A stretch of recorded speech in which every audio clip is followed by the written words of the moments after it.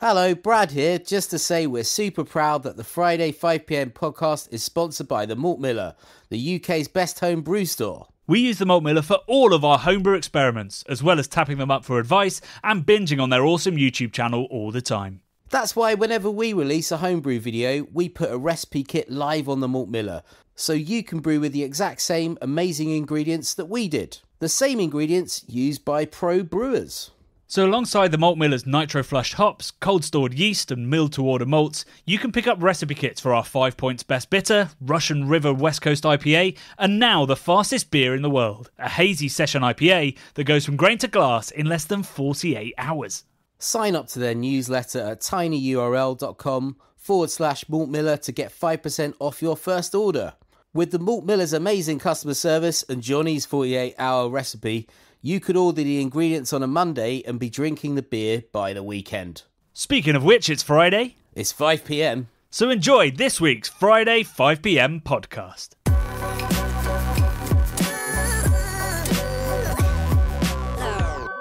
It's Friday, it's 5pm. I hope you guys have a beer in your hand. Bob, do you have a beer in your hand? Jim, I certainly do. What are you drinking, Bob?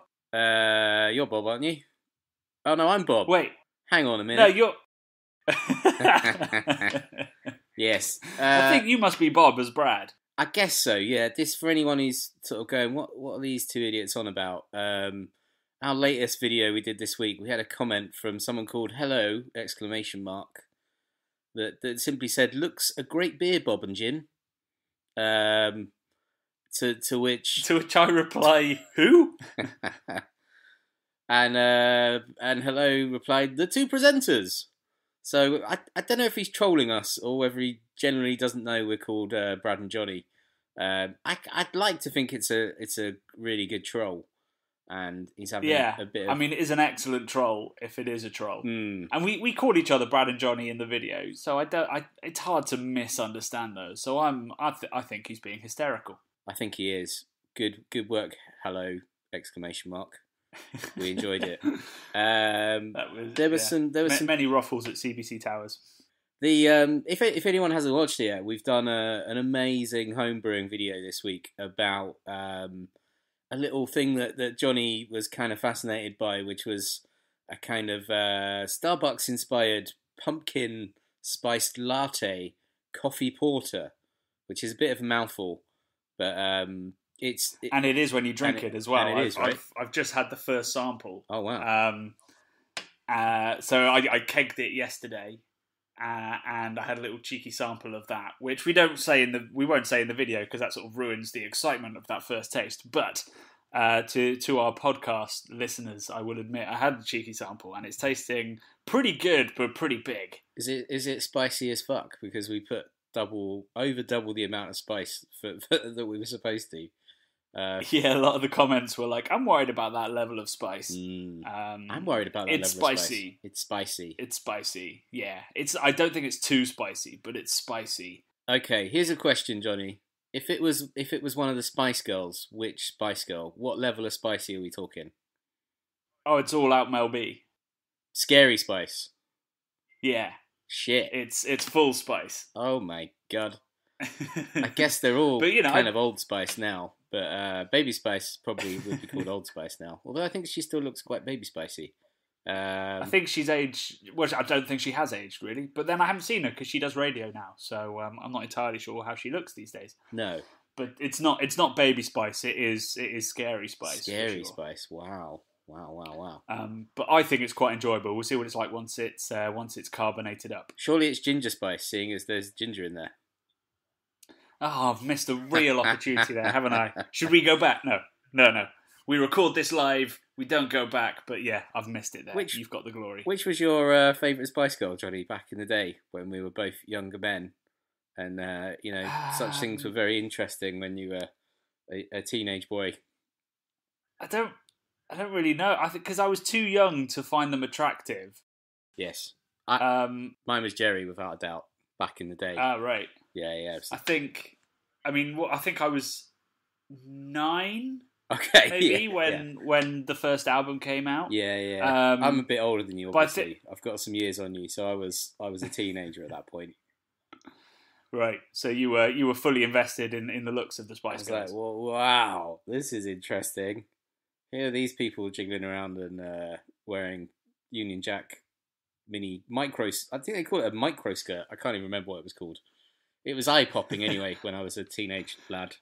But anyway, As a singer, Mel C has always been my favourite. she got a good voice, didn't she? She got a great voice. Yeah, she does. Really, really unique voice. And "Baby When You're Gone" with Bryan Adams is still on my Christmas playlist every year. There's something about that song. You're a cheeseball, Johnny. You love a bit of Bryan Adams, don't you? So I don't think I like any other Bryan Adams songs, but I like other Mel C songs.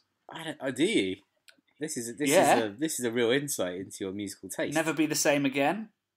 Never. Go on, sing me a little bit of "Never Be the Same Again." No, I'm not. I'm not falling into this trap. Nope. I could never do it justice. People will just have to. I'll put a link in the descriptions box to the best of Mel C.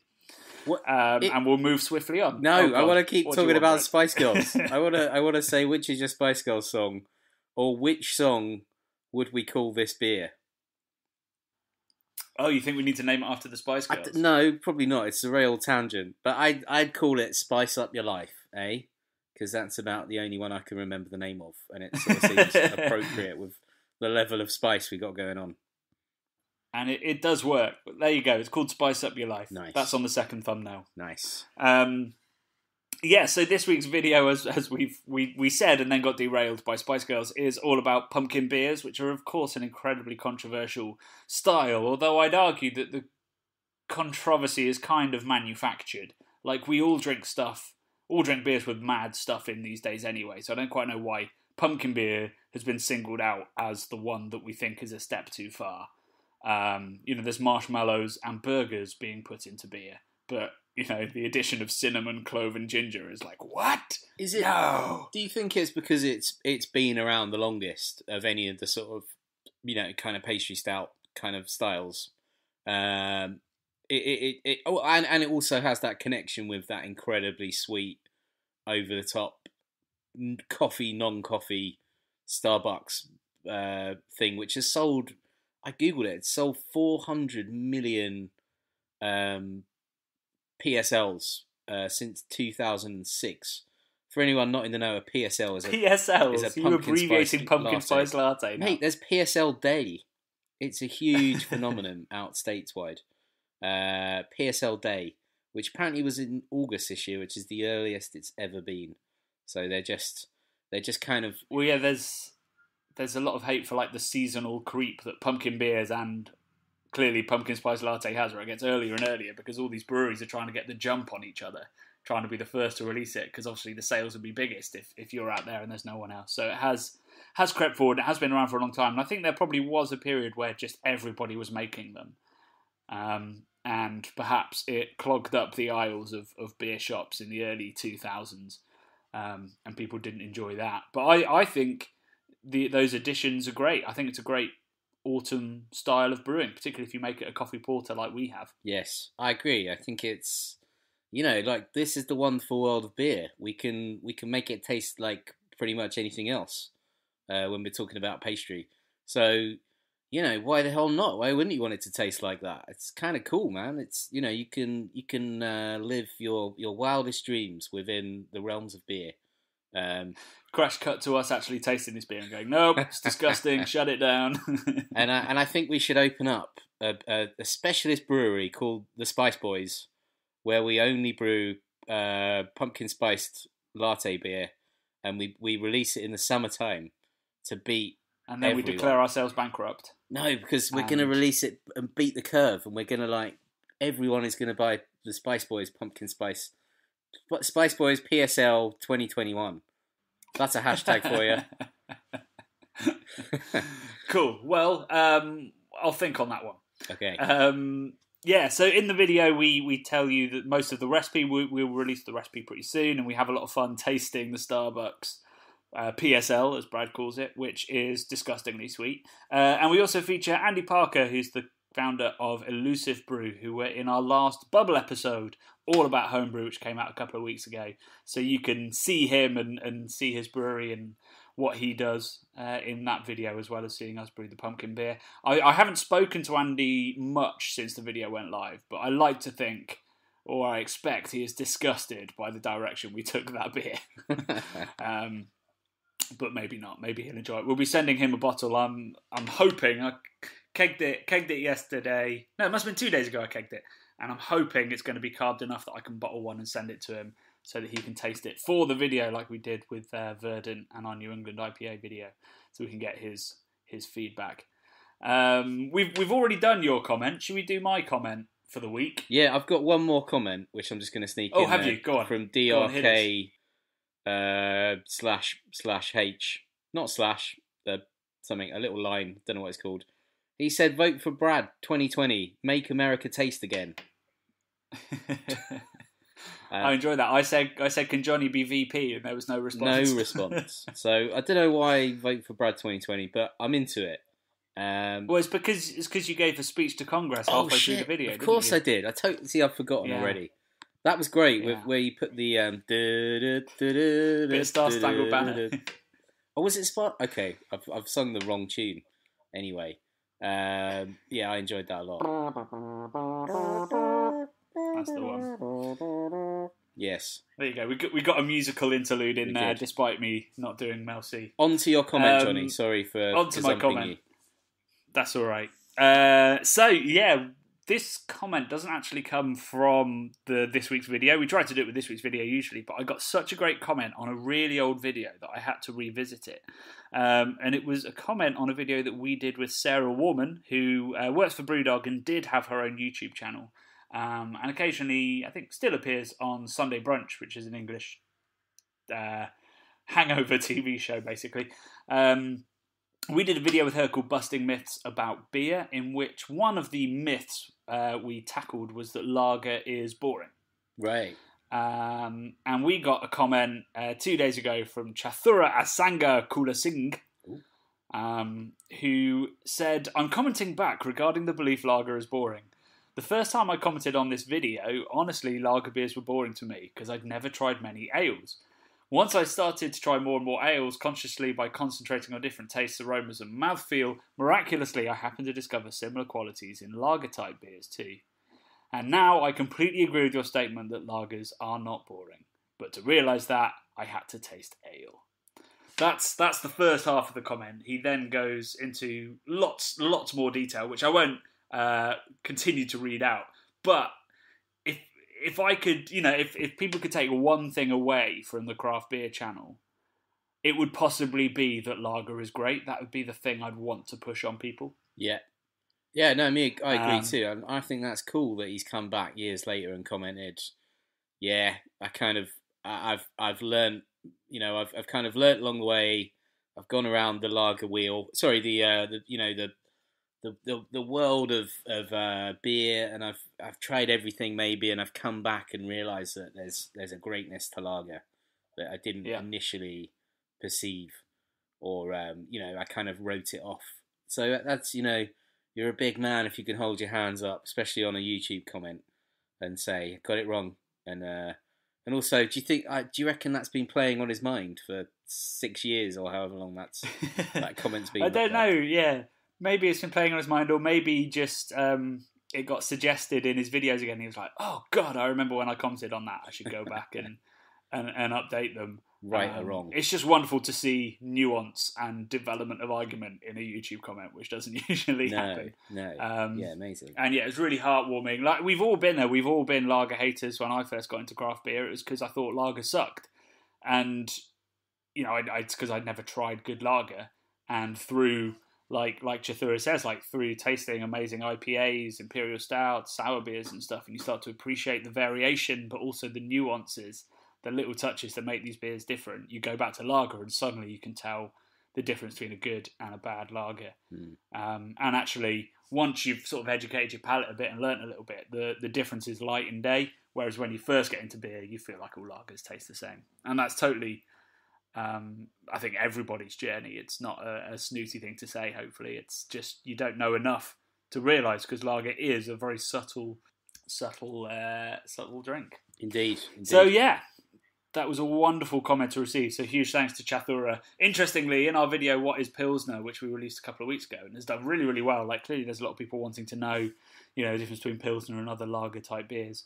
Loads of comments were like, lager is shit, lager is boring. To which I responded every single time, like, we all say that to start with, and I promise you, you're gonna come around. They all do. We'll see.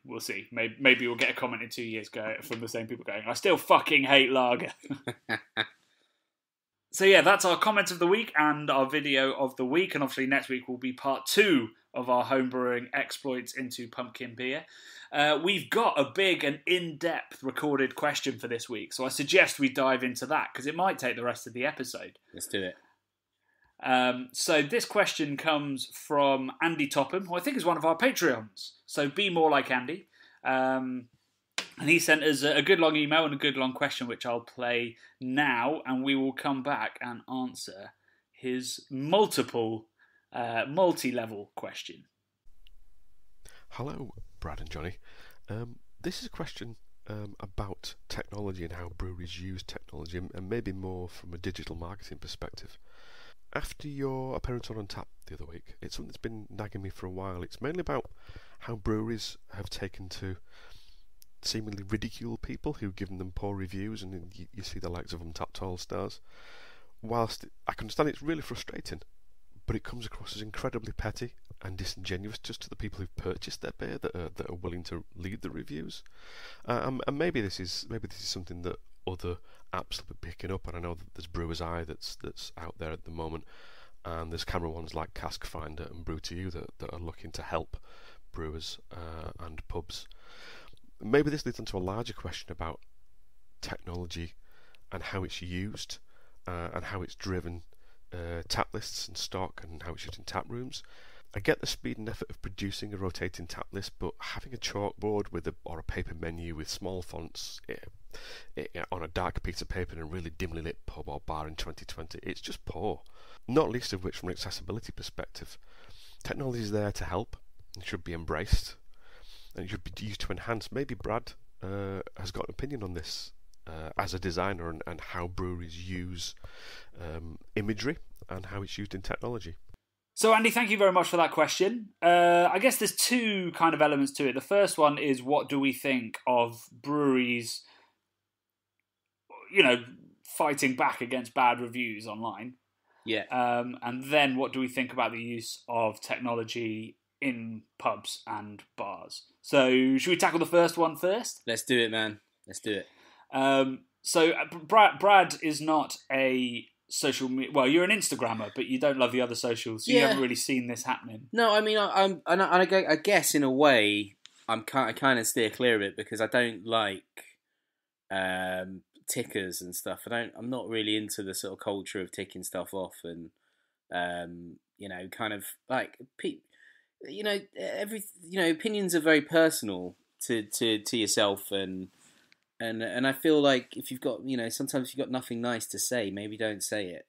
But I can appreciate that these tools are out there, Untappd and all these other things. I think they're great. They're really great. And obviously we've had a good chat with the founder of Untappd a couple of weeks ago. So I think they're really valid. But I would agree that it's not really a very grown up for a response for a brewery to come back at a bad review and sort of call someone out or be mean to them, because at the end of the day, they're an individual, they're entitled to their opinion. But it's a kind of a double-edged sword, isn't it? Because a bad opinion from someone who doesn't really know what they're talking about, who might not understand why a beer tastes how it does, can really kind of spoil the opinion on a beer. So I can see why a brewer or a brewery might take it very personally and lash out. Yeah, I mean, I think that's where the bad responses come from. It comes from the brewer taking it personally. And I also think that maybe what we forget when we see these reactions from breweries to bad reviews is that that's probably not the first bad review they've had. So they've probably not commented on 20 or 30 reviews, and finally, kind of the straw that broke the camel's back, and they've burst. That's a mixed metaphor there. Camels don't burst when you put straw on them. It's like Michael Douglas in Falling Down, where he just snaps one day and he starts going mental. That's the sort of thing that life has got too much for them, and then they just snap and they just lash out. I'm not defending that, but I can sympathise from doing the YouTube comments. Every day, every morning, I'll sit down and I'll go through the YouTube comments, and sometimes you get 50 comments on a video that are all the same and are all negative, and you don't want to respond to them because you don't want to sort of fuel the flames or anything like that. But eventually, you're just like, I've got to respond, because otherwise it looks like I haven't got a response. And I think that's why breweries do respond, because they don't actually have a voice in these reviews unless they comment. So it's sort of a review is put out there and there's no chance for no sort of right of reply. So I get why they do respond. What I agree with Andy about completely is that how that's being done is very often wrong. So it's often sneering, or it's posting it on other mediums going, look at this person, they know nothing. Like, what that response has to be is, sorry you felt that way, we'll take this on board, and here, in the meantime, is somewhere you can go where you might learn why it tasted like that, or why we did it like this, which is, what all of our videos are trying to do, is trying to say, beers taste like this because of this. So, if you say you don't like sour beer and they give you a bad review because it's a sour beer, you can go, hey, I get, sours aren't for everyone. Here's some exciting content you should watch that might get you enthused about sours, and you can start to understand why these flavours are here and why we love them and why we do it that way. Just, seeing those breweries that repost, like, not a sour lover 1 star. I mean, I've done that as well because it's deeply frustrating, but we could all collectively, education is often the answer when faced with stupidity or ignorance. Ignorance, yeah. Yes. Yeah, absolutely. So, I think breweries could do it a lot better than they're doing. Yeah, and it's, like you say, it's about education, and it's maybe about taking the higher ground and just sort of rising above, not trolling necessarily, but if someone's got a negative point of view, maybe, respond to them in a way that is kind of caring, and tries to help them understand better where they might be coming from. I guess that's kind of, we could apply that to most things in life. You can always be kind. You can misinterpret what other people are meaning, and it's at any level, up to countries going to war with each other and stuff. It's all about kind of misunderstanding at the end of the day. So, it's the same thing, an Untappd review and a dispute over territory that leads to war. Yeah. Exactly. What I would say, just to finish off the first question from Andy, is that we did a video about how to be a better and more conscionable beer buyer in these tough times. And one of them is, if you don't understand a beer, or if you don't quite get a beer, or if you don't really like a beer, now is not the time to try and make a stand about that. Like, if you don't like a beer, maybe don't post that review. Or if you don't understand a beer, maybe don't give it a bad review. Like, by all means, check it in. By all means, ask questions and talk about it. But if you don't like sours, you shouldn't be reviewing sour beers right now, because businesses are really, really struggling. And it's not helping the discourse. As a logical conclusion to that, breweries who want to get people to buy their beer should not be responding to people that do that in a horrible way. So, section 2 of Andy's question, which was about use of technology in bars. Yes. There's sort of 2 elements to this as well, because I completely agree that in terms of accessibility, in terms of education, in terms of simplicity of use, like, technology should be being used. And, I've been surprised. There've been quite a few sort of talks that I've been to where we talked about accessibility in pubs. And when you start to break it down and you start to realise how inaccessible some venues are, and it's not just, not just about like having ramps for people in wheelchairs and stuff. It's also about how comfortable chairs are, having backs to those chairs. It's about, there's some bars where like the nicest seats are up a couple of steps. Which means that you're technically accessible, because people can come through the door and have a seat, but you're creating this area that isn't accessible to them. And it comes down to reading menus and stuff like that as well. Like, you need to have, to be a truly inclusive place, you've got to be able to welcome absolutely everyone. But the flip side to that, and I think it's what you're going to talk about, Brad, is in terms of integrating that in a beautiful way into a space that is all about sensory analysis of, well, enjoying your beer, or sensory analysis, and the people that are there. Yeah. Then technology can get in the way, right? Yeah, I think there's a real charm to a chalkboard in a dimly lit room, but the kind of nostalgia and the human touch, I think, can't be underestimated. That a good barman and a good publican has worked really hard on that list, that the beers that they're supplying, and the kind of the chalkboard or the little clacker board or whatever it is that's up on the wall is kind of a personal expression of them. So I think there's something to be said about that personality that's in handwriting and that's in an old-fashioned medium. But then saying that again, I've also been to some amazing taps out in America that used things from like LED, almost like stock market clicker. What are they called? The boards that go around. They're like they're tickers, like digital ticker boards. That was Evil Twin, wasn't it? Evil Twin, yeah, which looked like a kind of monolithic IKEA sort of beautiful mid-century Scando greenhouse, Gothic Scando. Well, it wasn't Gothic on the inside; it was sort of black on the outside, which was really beautiful, but very kind of cold. It was a cold environment.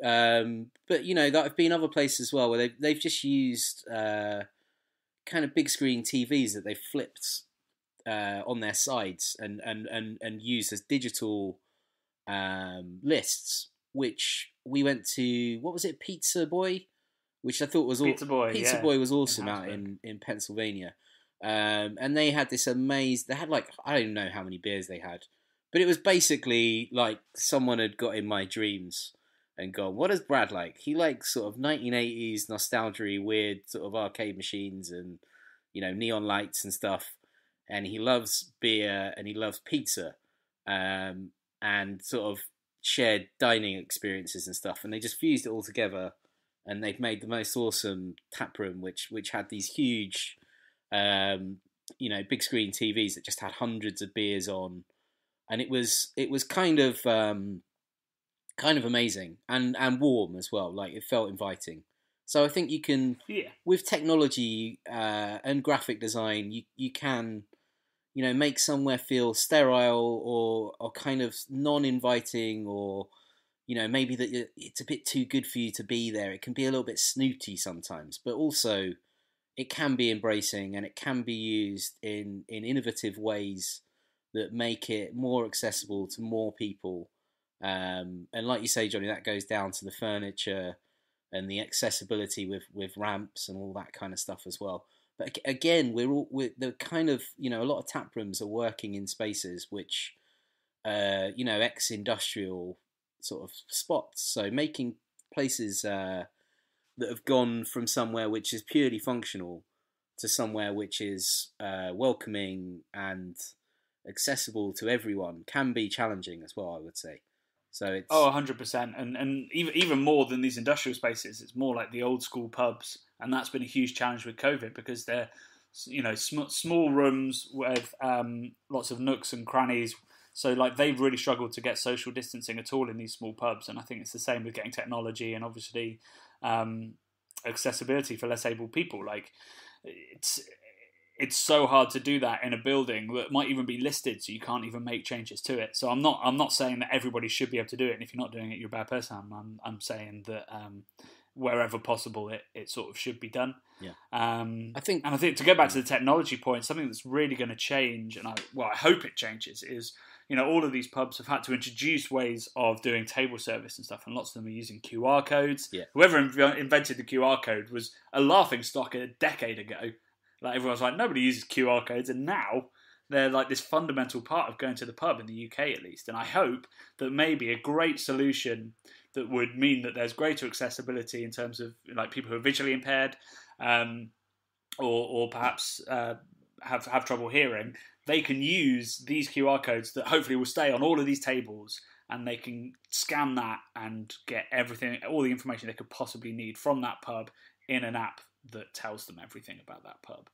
And lots of people have already built that. If you go to like Pembury Tavern, which is one of my favourite pubs in London, it's owned by 5 Points, you know, you can read all about their beers, and you can order food and drink all from that, just from scanning a QR code. And I think that's a really nice, subtle way of getting technology in to help both with accessibility and just with the, you know, I guess the user journey would be the cynical way of putting it. Yeah, I think all of that stuff's great, and obviously that's something positive that's come out of a very negative 2020. Is that, you know, hopefully people are thinking a bit more about how do we streamline this, how do we make this accessible to everybody, which is great. But also I still think, you know, you can't beat having a good chat with a barman and getting their knowledge and their point of view on what beers are tasting great. And, you know, hopefully 2021, we're going to be able to get back into the pubs and go up and order at the bar and, dare I say it, have a taster of something from time to time, because I sure miss that.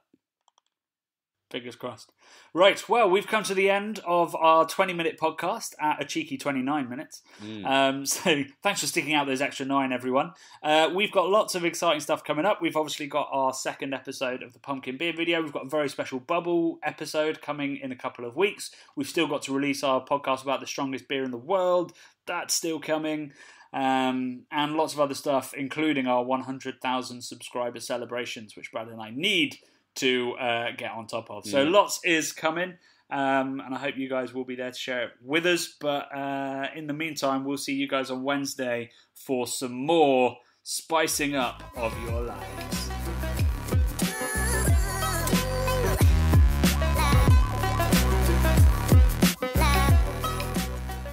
The Bubble Podcast is brought to you by the nerds behind YouTube's Craft Beer channel. Head to youtube.com/the Craft Beer channel to watch this week's video and over 400 more exciting episodes. If you love what we do, please do subscribe and even join our Patreon at patreon.com/craftbeer channel. Love and beer.